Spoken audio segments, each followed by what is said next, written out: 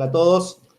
Vamos a presentar ahora con Isidoro Feldman, mi nombre es Gustavo Blutman, un texto que escribimos para el Instituto Nacional de la Administración Pública, el INAP, en conjunto con la Facultad de Ciencias Económicas de la Universidad de Buenos Aires. El texto se denomina Cultura Organizacional, Nuevos Dioses y la búsqueda del eslabón perdido para la transformación del Estado. Trabajamos sobre la cultura organizacional en diferentes facetas y Isidoro Feldman, que es profesor consulto de la Facultad de Ciencias Económicas de la Universidad de Buenos Aires, doctor en Ciencias Económicas y director del Centro de Investigaciones en Administración Pública, nos va a comenzar a hablar sobre lo que es el modelo sociotécnico. Isidoro, dejo en tus manos comenzar con esta presentación. Bueno, muy bien, muchas gracias. Lo primero que voy a comentar es por qué elegimos este tema y por qué le pusimos este título al libro. Como decía Gustavo, dimos en llamar a este libro sobre cultura organizacional en la administración pública Los Nuevos Dioses y la búsqueda del eslabón perdido. ¿Qué quiere decir esto? Deberíamos remontarnos a los años inmediatamente posteriores a la Segunda Guerra Mundial y a las contribuciones que en aquel momento, estamos hablando del Reino Unido, el Instituto Tavistock hizo en términos de una investigación, un conjunto de investigaciones que ellos comenzaron a hacer sobre las minas de carbón en Gran Bretaña.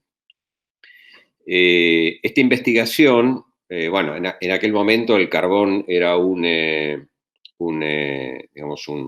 elemento barato y que se utilizaba mucho especialmente para la reconstrucción post Primera Guerra Mundial. Ellos, básicamente los profesores Trist, Emery y Bamford, por citar algunos, iniciaron una investigación en las minas de carbón en donde básicamente lo que se hacía era introducir una nueva tecnología de producción. Esta nueva tecnología de producción, que se consideraba iba a generar grandes resultados por mejoramiento de la eficiencia, lo que demostró es que destruía la conformación de grupos sociales muy consolidados que había en las minas hasta aquel momento. Y lo que se pensó que iba a generar un aumento de la productividad, al final se demostró que empezó a generar ausentismo, pérdida de productividad, etcétera, por el impacto que esta tecnología tenía sobre el sistema social. Una recomposición de esto a través de negociaciones con estos grupos, los sindicatos, etcétera, hizo que esta tecnología se adaptara a lo que era la vieja conformación de grupos. Y de esta forma lo que lograron es una nueva manera de producir. No como la habían pensado al principio, sino como la conformación de grupos previos aconsejaba. Bueno, a partir de allí, y a partir de estas investigaciones, lo que se logró consolidar conceptualmente es la noción de sistema sociotécnico. ¿Qué quiere decir esto? Quiere decir que las organizaciones son concebidas no solamente a partir de sus características tecnológicas, cómo producen, cómo gestionan lo que producen, etcétera, sino los impactos que esto genera sobre los sistemas sociales. De ahí lo de la noción de sociotécnico. Y lo que se generó a partir de acá es la idea que en las transformaciones organizacionales no solo es importante tener las características tecnológicas de la transformación, sino también las culturas organizacionales, que son la esencia de los sistemas sociales. Nosotros tomamos este esquema y lo aplicamos a la administración pública y elaboramos este libro que hoy estamos presentando aquí. Es decir, la caracterización de las organizaciones públicas como sistemas sociotécnicos. Entonces, lo que hacemos en el libro, básicamente, es introducir o generar o desarrollar un marco conceptual para caracterizar el sistema técnico, de la administración pública y los sistemas sociales de la administración pública. En términos de los sistemas o el subsistema técnico, aparecen dos conceptos importantes, que es el concepto de tecnologías centrales y tecnologías de gestión. Esto a partir de los aportes que hace o hizo en su momento el profesor James Thompson. Y respecto de los sistemas sociales, nuevamente una caracterización descriptiva de lo que son, no el sistema, digamos, nos concentramos básicamente no en la totalidad del sistema social organizacional, sino esencialmente en un componente básico de este sistema que es la cultura organizacional. Entonces, generamos en este libro, descriptivamente, o desarrollamos una serie de conceptos que hacen a la caracterización de las culturas organizacionales. Utilizamos para eso el esquema de Shane, que es muy, muy conocido, y que, bueno, quienes después estén interesados pueden leer el libro y verlo con detalle, pero básicamente lo que Shane plantea es la existencia de 3 niveles de la cultura organizacional: los artefactos, que es el nivel más visible; los valores, que es el conjunto de preferencias sobre lo que está bien y lo que está mal, lo que quiero y lo que no quiero dentro de la organización; y finalmente el nivel más, vamos a llamar invisible, entre comillas, que es el de las presunciones básicas.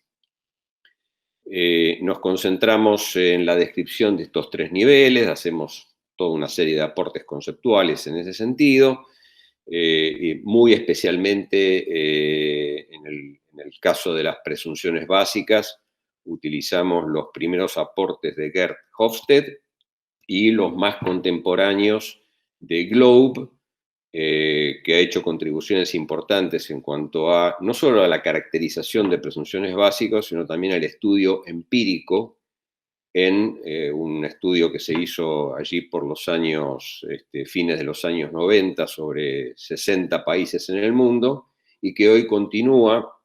De hecho, yo en particular soy country co-investigator para el nuevo estudio de culturas organizacionales en el mundo, que esta vez abarca más de 100 países, y Argentina está incluido en estos. Bueno, a partir de aquí y de esta descripción de sistemas sociotécnicos, más los aportes que se hacen sobre la evolución de estos sistemas a lo largo del tiempo, llegamos a algo que finalmente nos trae nuevamente al título o al subtítulo de este libro, que son los nuevos dioses y la búsqueda del eslabón perdido. Los nuevos dioses son,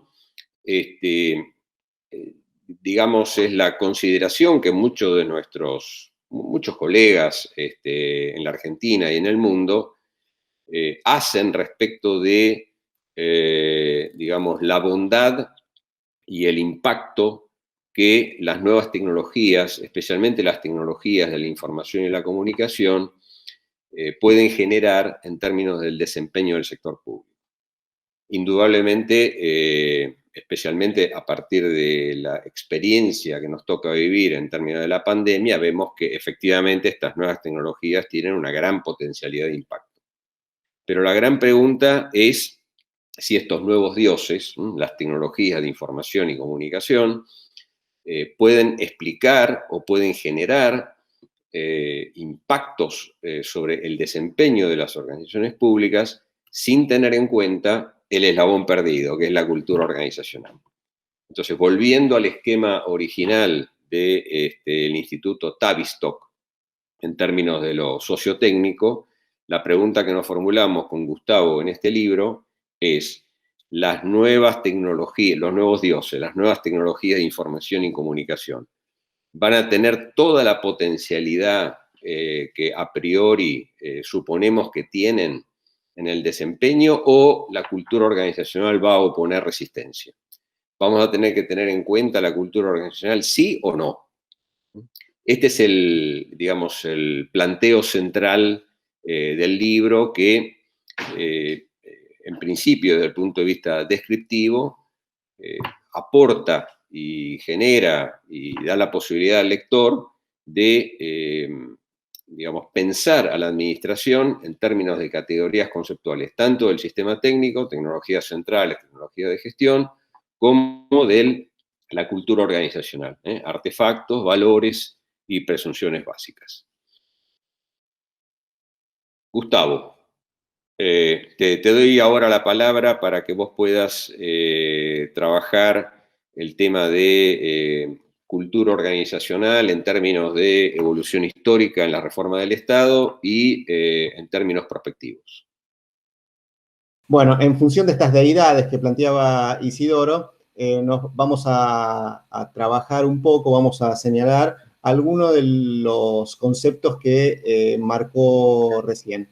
Lo que quiero mostrar en principio, lo que quiero plantear en principio, es toda la trayectoria de los procesos de transformación del Estado en Argentina. Si tomamos en la década de los 90 con el gobierno de Menem, dos periodos, 89-94 y 94-99, donde hubo una primera reforma del Estado, después una segunda reforma del Estado.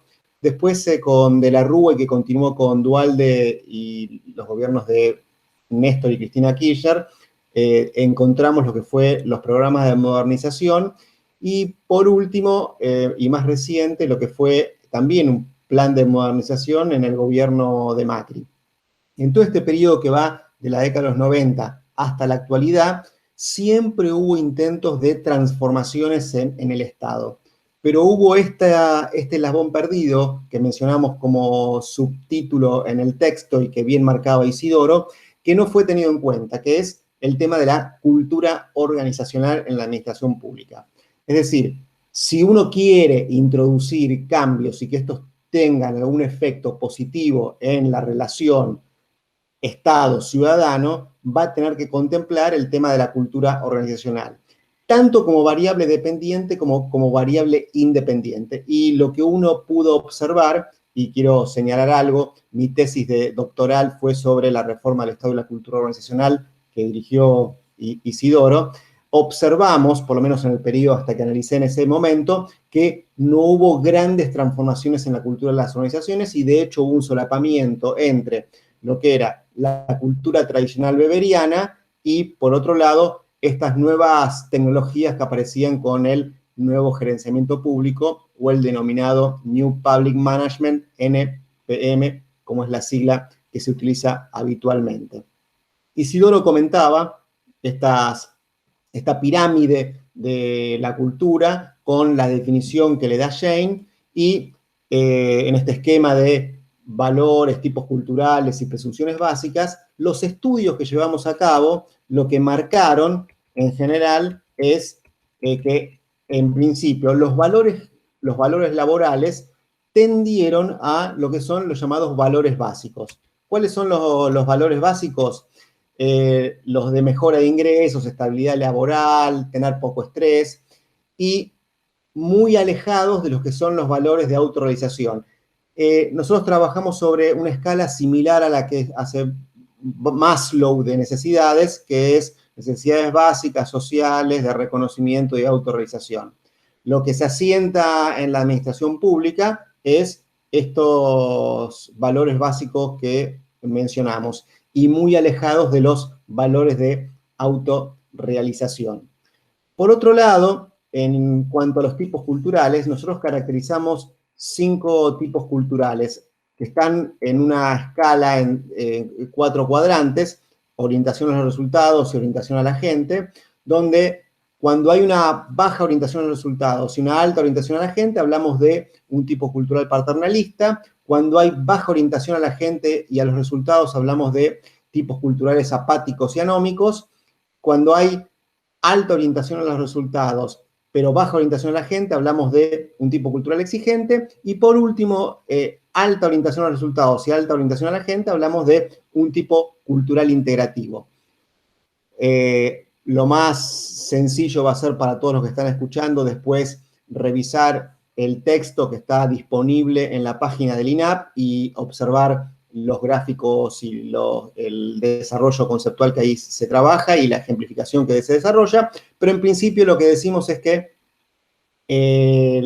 el tipo cultural central en la administración pública es el apático y que está muy alejado del deseable, que es el integrativo. Acá lo que se manifiesta es un concepto que nos resultó muy interesante trabajar, que es el índice de frustración. El índice de frustración es que los empleados públicos dicen que viven en una cultura apática, o un tipo cultural apático, pero tienen deseos de lograr una cultura integrativa. Y este límite que hay entre lo que tengo y lo que deseo, lo denominamos índice de frustración en la administración pública en cuanto a la cultura organizacional. Es decir, que hay cierto grado de deseabilidad de cambiar el tipo cultural. Y por último, y para no ser aburrido, tenemos lo que son las presunciones básicas que señalaba, que es lo más profundo del análisis cultural. Trabajamos centralmente con las que Hofstede llamó uncertainty avoidance, que es tolerancia a la incertidumbre. Cuanto más lejano o más cercano estamos de contextos inciertos, de aceptar esos contextos inciertos, y después el power distance o distancia de poder es la relación que hay entre empleados y jefaturas. Cuanto más distancia hay mayor índice de distancia de poder, o sea, de power distance. Cuanto más cercano, hay más vínculo entre empleados y los diferentes jefes. Lo que se encuentra en general es que hay una distancia bastante alta por esta idea de un sistema bastante apático, jerárquico, y la tolerancia a incertidumbre es bastante baja. Esto es el esquema. ¿Qué es lo que estamos pensando si lo analizamos a futuro? Hicimos el análisis en relación a estos tipos culturales que hablamos, o sea, el paternalista, el apático, el anómico, el exigente, el integrativo, y lo cruzamos con 3 modelos a futuro que trabajamos con otros autores en otro texto. Hablamos de un modelo de dogma vigente, que es lo que sería el neoliberalismo, el camino sinuoso, que está relacionado con los sistemas socialdemócratas, y el regreso al futuro, que es el esquema del populismo o el neopopulismo, como algunos lo llaman, más tirando a los gobiernos progresistas en América Latina, no tanto a los sistemas más de derecha que pueda haber con Trump o con Bolsonaro. Si tomamos el esquema futuro con dogma vigente, camino sinuoso y regreso al futuro, y lo cruzamos con los tipos culturales, tendremos diferentes tipos culturales. Por ejemplo, para dar algún dato, en el dogma vigente lo que está más relacionado es el tipo cultural exigente, es decir, el neoliberalismo lo que busca es lo clásico de la empresa privada que tiene ya una meta fija a lograr y que aquellos que se alejan de las metas pueden hasta llegar a perder el empleo. El camino sinuoso es lo más ligado al modelo integrativo, al tipo cultural integrativo, y el regreso futuro tiene una mezcla de modelo apático por un lado, porque tiene el esquema weberiano y neoweberiano, pero también hay componentes del exigente y el integrativo por los sistemas de liderazgo que van apareciendo. Ese mismo cruce lo hicimos pensando también para el futuro, para las presunciones básicas. Y el esquema tiene cierta similitud a lo de tipos culturales y observamos, por ejemplo, que el dogma vigente tiene muy alta tolerancia a la incertidumbre, es decir, imaginemos una empresa privada. La empresa privada lo que hace es, estamos hablando de empresas privadas en sentido clásico, a veces estas culturas pedigüeñas de empresas privadas argentinas que viven de la teta del Estado, es más difícil pensarlo, pero las empresas modernas, transformadoras, lo que buscan es resultados constantemente y con, decíamos, un esquema bastante escalonado en cuanto a estructura. O sea, hay muy alta tolerancia a la incertidumbre, a diferencia de lo que puede ser una burocracia tradicional. La distancia de poder es muy alta en el dogma vigente, pero no así en el camino sinuoso. Y así podemos ir cruzando, y nuevamente hago este vínculo con el texto. Vayan al texto, que van a encontrarlo con mucho más facilidad para poder entenderlo, pero lo que quiero dejar en claro en esta idea de que qué es lo que sucedía en cuanto a el pasado, los estudios que hicimos para la década del 90 y para lo que fue el plan de modernización en Argentina, y lo que puede pensarse para futuro en términos de estos esquemas de análisis de la cultura organizacional. En esto le quiero ceder la palabra ahora a Isidoro para que pueda trabajar un poquito más estos conceptos y después derivar a lo que es un esquema de herramientas posibles para utilizar en la administración pública vinculado con los cambios culturales.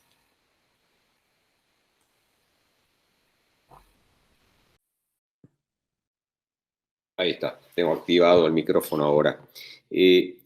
Sí, básicamente el libro va avanzando por todos estos capítulos que tuvimos la posibilidad de comentar recién, y llega hacia el final, o hacia, digamos, a medida que vamos llegando al final, hay dos capítulos importantes respecto de herramientas para la transformación, sobre el cual voy a hacer referencia ahora, y algún esbozo de agenda, que eso se lo voy a dejar a Gustavo para que lo complete. Desde el punto de vista de las herramientas, volvemos nuevamente a los nuevos dioses y a la búsqueda del eslabón perdido. Los nuevos dioses lo que hoy enfatizan básicamente es el uso esencial de una herramienta o un conjunto de herramientas vinculadas a la información y la comunicación, las TICs, las famosas TICs. En este aporte que estamos haciendo en el texto, nosotros ampliamos el espectro de herramientas posibles y seguimos con el esquema del sistema sociotécnico del cual venimos caracterizando a la administración pública desde el comienzo. Entonces, lo que pudimos hacer básicamente es un inventario de herramientas posibles.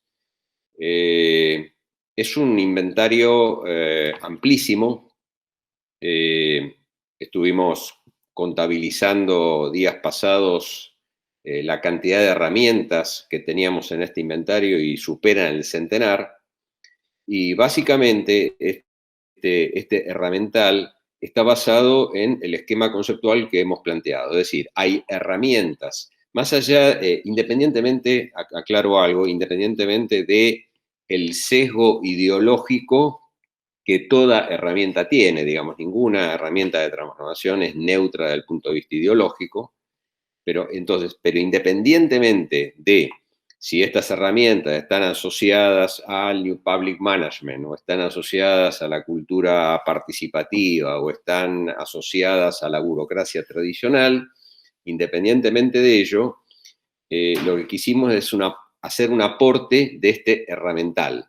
Lo hemos llamado el pañol de herramientas. Pañol es ese lugar es una vieja palabra, es ese lugar en los buques donde se guardaban todo tipo de herramientas, es una especie de taller, o más contemporáneamente en los establecimientos industriales se denomina pañol, aquel lugar donde están ordenadas todas las herramientas para mantenimiento, reparación, etc. Nosotros lo hemos llamado el pañol de herramientas de transformación. Y están clasificadas en términos de no solo herramientas del sistema técnico, sino también herramientas que pueden operar desde el sistema social y herramientas que pueden operar desde el sistema de fines organizacionales. Es imposible que yo ahora en unos pocos minutos haga una referencia completa al conjunto de herramientas. Vuelvo a reiterar, son más de un centenar, y dejo a los que estén interesados en, bueno, ir al texto y ver cómo van a encontrar ustedes herramientas, digamos, del sistema técnico, presupuesto, planeamiento estratégico, finanzas, recursos humanos, etcétera. Herramientas que se pueden operar desde el sistema cultural de la organización, operar sobre los valores, sobre las normas, sobre los símbolos, etcétera, etcétera, y herramientas que se pueden operar desde el sistema de fines, visiones compartidas, planeamiento estratégico tradicional, participativo, etcétera, etcétera. En el texto ustedes van a encontrar entonces este inventario pañol de herramientas de transformación. Estas herramientas se pueden utilizar para esbozar una agenda de transformación, que es básicamente nuestro último capítulo del libro, y ahora lo dejaría a Gustavo que haga una breve referencia sobre eso. Bueno, gracias Isidoro. Lo que quiero señalar que un tema central que no dijimos es que hay pocas personas que se dedican al tema de cultura organizacional y menos todavía que se dedican al tema de la cultura organizacional en la administración pública. El último gobierno tuvo un área que se llamaba FOCO, que trató de trabajar el tema de la cultura organizacional, pero bueno, los resultados no fueron del todo, no tuvieron un impacto importante porque, bueno, la complejidad del Estado es bastante grande. Lo que quisimos hacer en este texto, por lo tanto, es no solamente dar un marco conceptual bastante potente, dar ejemplificación respecto de cómo ha impactado la cultura organizacional y lo que recién señalaba Isidoro, relacionado con un set de herramientas de uso que es para el análisis de la cultura, que es este pañol de herramientas. Algunas se usan para cultura, otras se usan para otras actividades. Y le quisimos adicionar algo más que es una suerte de agenda, como de temáticas que ninguna, ni el pañol, ni esta agenda son taxativas. Es decir, sobre esto uno puede incorporar muchísimos más elementos. Por ejemplo, y lo hicimos en relación con el sistema sociotécnico que vimos al principio, en el eje fines hablamos de, por ejemplo, integralidad de los cambios. Es decir, no se pueden hacer cambios parcialmente, sino que tiene que pensarse de manera holística, vinculado fines, tecnologías, cultura, escenarios, etc. Hay que pensar en que el nuevo rol del Estado tiene, por un lado, un modelo burocrático muy asentado de un siglo o más de funcionamiento y van apareciendo como parches respecto de elementos novedosos. Por ejemplo, esto que señalábamos de tecnologías de la información y la comunicación que se van incorporando paulatinamente a la administración pública, pero para que hacer el link o la relación entre un modelo y el nuevo, falta todavía ajustar. Hay que pensar en los resultados del Estado, hay que tener un esquema de planificación estratégica participativa, es un tema que trabajamos hace mucho tiempo con Isidoro en diferentes ámbitos.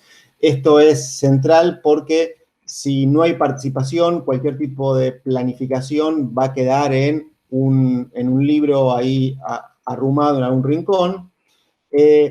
Aparte tenemos en la agenda un eje tecnológico donde lo que buscamos es analizar cómo impactar en calidad y relevancia las tecnologías a aplicar, pero no solamente las tecnologías de la información y la comunicación, sino también las tecnologías de gestión, porque todos piensan que una tecnología es una computadora, pero también un formulario es una tecnología. Entonces hay que incorporar diferentes tecnologías para el tipo de Estado. Y bueno, después está el eje social con sistemas de participación, un nuevo servicio profesional de la carrera administrativa en el Estado, nuevas formas de trabajo que van a empezar a aparecer y que ya aparecieron con este tema de la pandemia y la cuarentena.